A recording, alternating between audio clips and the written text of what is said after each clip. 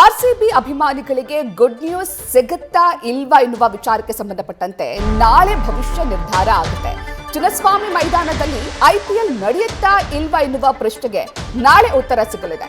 ಈ ಬಗ್ಗೆ ಗೃಹ ಸಚಿವ ಡಾಕ್ಟರ್ ಜಿ ಪರಮೇಶ್ವರ್ ನಾಳೆ ಸಿಎಂ ಜೊತೆ ಸಭೆಯನ್ನ ನಡೆಸಲಿದ್ದಾರೆ. ಸರ್ಕಾರಕ್ಕೆ ಮೈದಾನದಲ್ಲಿನ ಮುಂಜಾಗ್ರತಾ ಕ್ರಮದ ವರದಿಯನ್ನ ಸಲ್ಲಿಕೆಯನ್ನ ಮಾಡಲಿದ್ದಾರೆ.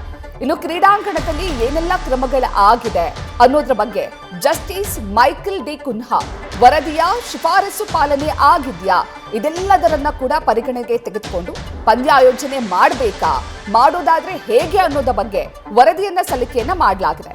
ಇನ್ನು ಮೊನ್ನೆ ಪರಮೇಶ್ವರನ್ನ ಕೆಎಸ್ಸಿಎ ಅಧ್ಯಕ್ಷರಾಗಿರುವಂತಹ ವೆಂಕಟೇಶ್ ಪ್ರಸಾದ್ ರವರು ಭೇಟಿಯಾಗಿದ್ದು, ಆರ್ಸಿಬಿ ನಿಯೋಗ ಕೂಡ ಭೇಟಿಯಾಗಿತ್ತು. ಇದೀಗ ಮತ್ತೆ ನಾಳೆ ಸಭೆಯನ್ನ ಮಾಡಿ ನಿರ್ಧಾರವನ್ನ ತಿಳಿಸೋದಾಗಿ ಡಾಕ್ಟರ್ ಜಿ ಪರಮೇಶ್ವರ್ ಅವರು ತಿಳಿಸಿದ್ರು.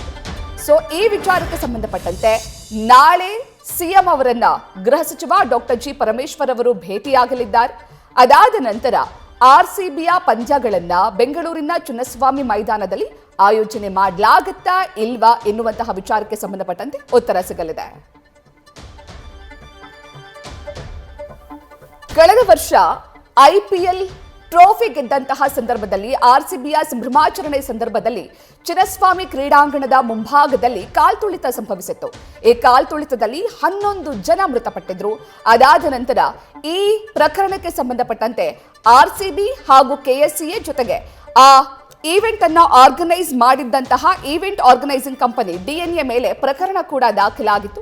ಅದಾದ ನಂತರ ಬೆಂಗಳೂರಿನ ಚಿನ್ನಸ್ವಾಮಿ ಮೈದಾನದಲ್ಲಿ ಆರ್ಸಿಬಿ ಪಂದ್ಯಗಳನ್ನ ಆಯೋಜನೆ ಮಾಡೋದಿಲ್ಲ, ಇದಕ್ಕೆ ಪರ್ಮಿಷನ್ ಅನ್ನ ಕೊಡೋದಕ್ಕಾಗೋದಿಲ್ಲ ಎನ್ನುವಂತಹ ಮಾತನ್ನ ರಾಜ್ಯ ಸರ್ಕಾರ ಹೇಳಿತ್ತು.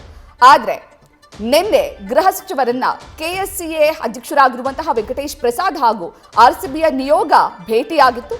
ಈ ಬಾರಿಯ ಐಪಿಎಲ್ನ ಆರ್ಸಿಬಿ ಪಂದ್ಯಾವಳಿಗಳನ್ನ ಚಿನ್ನಸ್ವಾಮಿ ಮೈದಾನದಲ್ಲೇ ನಡೆಸೋದಕ್ಕೆ ಪರ್ಮಿಷನ್ ಅನ್ನ ನೀಡಬೇಕು ಎನ್ನುವ ವಿಚಾರಕ್ಕೆ ಸಂಬಂಧಪಟ್ಟಂತೆ ನಿನ್ನೆ ಗೃಹ ಸಚಿವರನ್ನ ಭೇಟಿ ಮಾಡಿ ಮಾತುಕತೆಯನ್ನ ಮಾಡಲಾಗಿತ್ತು.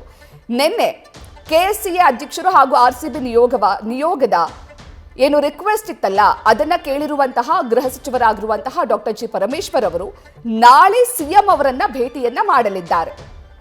ಈಗಾಗಲೇ ಕಳೆದ ವರ್ಷ ನಡೆದಂತಹ ಸ್ಟಾಂಪೇಡ್ ಆದ ಸಂದರ್ಭದಲ್ಲಿ ಮೈಕಲ್ ಡಿ ಕುನ್ಹಾ ಏಕಸದಸ್ಯದ ತನಿಖಾ ತಂಡವನ್ನ ಆಯೋಜನೆಯನ್ನ ಮಾಡಲಾಗಿತ್ತು.